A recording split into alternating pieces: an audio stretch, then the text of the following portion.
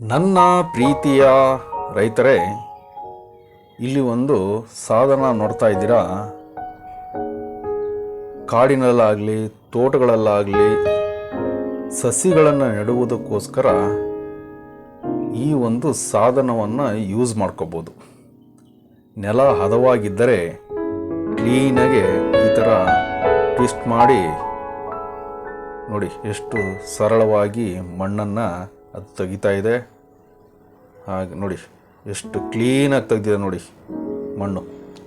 ಹಾಗೆಯೇ ಸಸಿಯನ್ನು ನೆಡಬಹುದು. ಯಾವುದೇ ಥರದ ಗುದ್ಲಿ ಆರೆ ಏನು ಬೇಕಾಗಿಲ್ಲ. ನೋಡಿ ಎಷ್ಟು ಸ್ಮೂತಾಗೆ ಆ ಮಣ್ಣನ್ನು ತೆಗಿತಾ ಇದೆ ನೋಡಿ. ನೋಡಿ ಈಸಿ ಇದೆಯಲ್ಲ. ನೋಡಿ ಮಣ್ಣನ್ನು ಈ ಥರ ತೆಗಿಬೋದು.